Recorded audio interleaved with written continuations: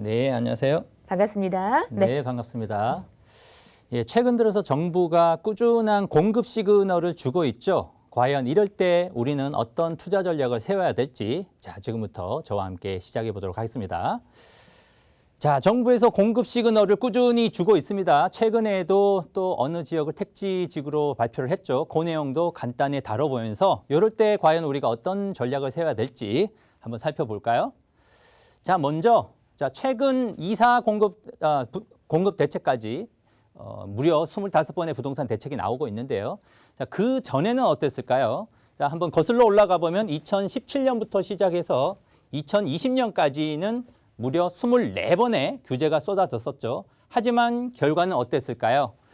자, 집값이 상승하면 항상 정부에서는 24번의 규제를 발표를 했고요. 규제를 발표했지만 결과는 다시 규제 발표될 때는 잠시 보합세를 유지하다가 결국에는 어땠습니까? 결과는 다시 상승. 이 반복이 무려 24번이 진행이 됐었죠. 그래서 최근에 25번째 2사 부동산 대책이 발표됐는데요.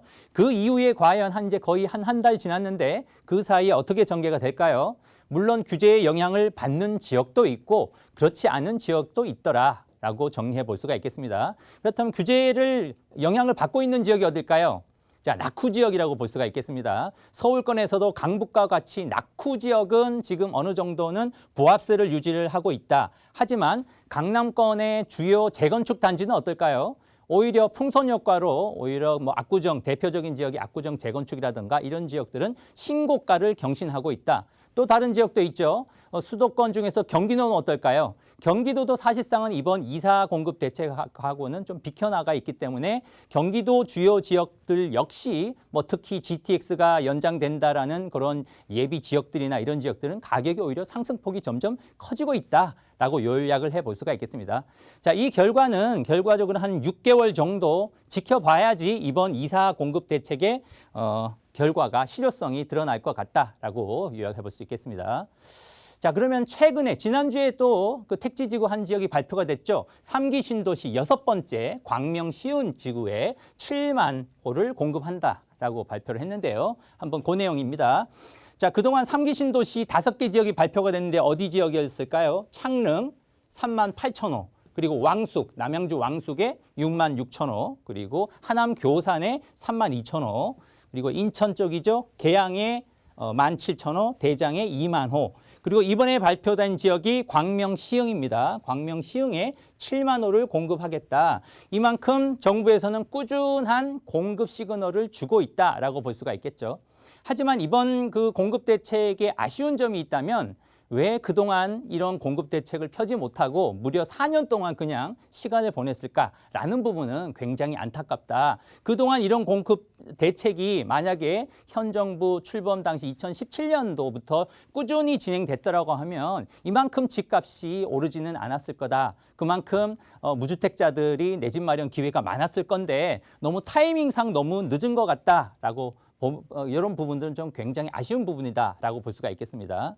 자, 이번에 발표한 광명 시흥 위치 좋죠. 전반적으로 3기 신도시 6번째 지역만큼 그 서울, 여기 보시면 서울과 굉장히 근접한 서울 외곽 지역에서 거의 10km 반경 안에 들어오는 굉장히 좋은 위치다라고 볼 수가 있겠습니다. 자, 그 내용 간략하게 정리해 보면은 광명 시흥 7만 호의 경우는 서남권의 앞으로 거점 도시로 개발될 계획이다라는 점이고요. 그리고 서울 도심에서 20분대 교통 구축을 대중교통 구축을 할 예정이다라고 볼 수가 있겠고요. 그 대표적으로 서울의 지하철 1호선, 2호선, 7호선까지 그리고 신안산선과 GTX B 노선과 연계할 계획으로 있기 때문에 굉장히 서울의 도심부의 접근성이 양호한 좋은 위치다라고 볼 수가 있겠고요.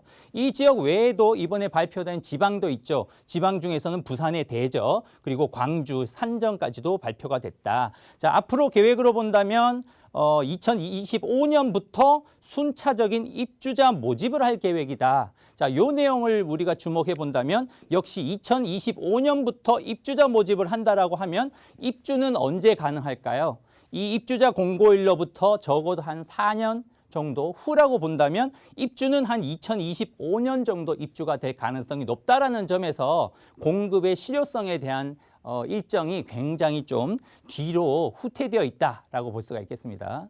또 한 가지 서울 도심권이 있죠. 공공재개발 2차 후보지를 또 최종 추천했다라고 합니다. 후보지가 이번에 추천된 지역이 28개 구역이 최종 추천이 되었고요.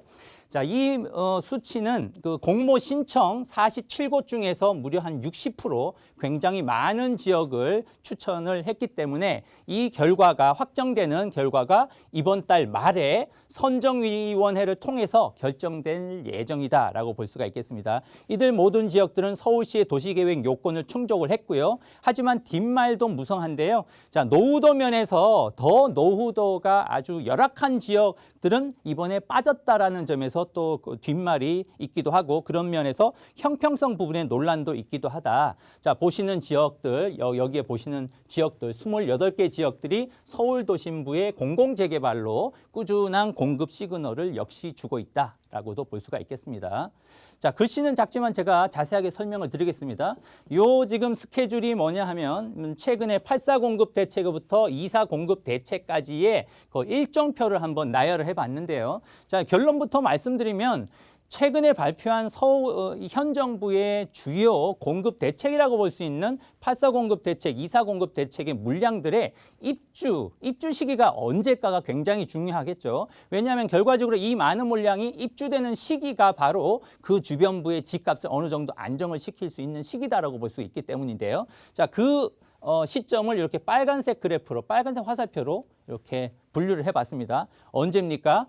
빨라야 이 공급 물량들이 2026년부터 시작해서 그 이후에 다 입주가 쏠려 있다. 그만큼 제가 아까 서두에서도 말씀드렸다시피 이번 공급 대책의 아쉬운 점은 현 정부 출범 2017년부터 이 대책을 시작하지 못하는 점이 굉장히 아쉽다라고 말씀을 드렸죠. 즉 이렇게 결론을 짓는다면 입주되는 시기에는 오히려 이번 공급 대책의 영향을 실효성을 발휘할 수 있지만 그 전에는 특히나 서울 도심부의 집값을 잡기에는 굉장히 제한적이겠다라는 결론을 우리가 도출할 수 있었고요. 자, 그렇다면 우리가 어떤 투자 전략을 지금 시점에서 세우면 좋을까요? 첫 번째는 이제 풍선 효과라고 하죠. 풍선 효과가 발생되는 지역을 공략할 필요가 있다. 첫 번째는 어떤 지역일까요? 자, 정비 사업지 중에서도 사업 시행 인가를 지금 받은 지역들이 있습니다. 그리고 관리 처분 인가를 받은 지역들, 그런 정비 사업지들을 공략할 필요가 있고 이들 지역이 지금 매물이 굉장히 귀하죠. 그만큼 가격이 올라가고 있다는 이야기가 되겠고요. 그리고 강남권의 경우는 재건축들이 있죠. 주요 단지, 재건축 단지들, 그리고 신축 아파트와 중소형 아파트가 최근에 발표한 2.4 대책에서는 비껴나가 있는 풍선 효과가 발생되는 종목이다. 이런 아파트들을 공략할 필요가 있겠다라는 점이고요.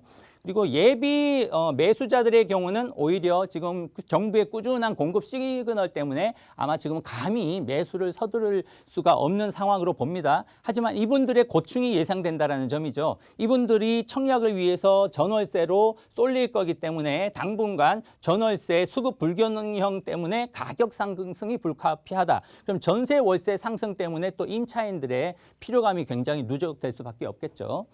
GTX 노선 발표를 6월 앞두고 있다고 합니다. 그리고 여러 가지 또 이야기가 나오고 있는데요. GTX A 노선, B 노선, C 노선들의 서울 중심부에 뭐 대표적으로 광화문이라든지 왕십리라든지 추가적으로 GTX 역을 또 증설을 해달라는 요구가 있기 때문에 도심부에 추가적으로 여기 GTX 역세권이 생긴다라고 하면 그들 지역과 그리고 GTX D 노선 주변부의 집값 상승이 불가피하다라는 점. 그렇게 따지면 지금 서울의 뭐 공공재개발 재건축뿐만 아니라 2.4 공급 대책 그리고 GTX 노선까지 서울 전역이 거의 공사판이 될 것이다. 모든 지역이 거의 개발지이기 때문에 당분간은 제가 그래프에서 말씀드렸듯이 2025년 이전에는 서울의 집값이 뭐 도저히 떨어질래야 떨어질 수는 없겠다라고 요약을 해볼 수가 있고요. 마지막으로 2.4 대책에서 전혀 관계가 없는 지역들이 있죠. 뭐 낙후 지역을 개발을 한다라고 하면 깨끗한 지역이 있습니다. 그런 지역들, 업무 중심 지역의 부동산이 틈새 시장으로 꾸준히 상승할 가능성이 높기 때문에 이런 지역을 공략하는 것이 좋겠다라는 말씀 드릴 수 있겠습니다.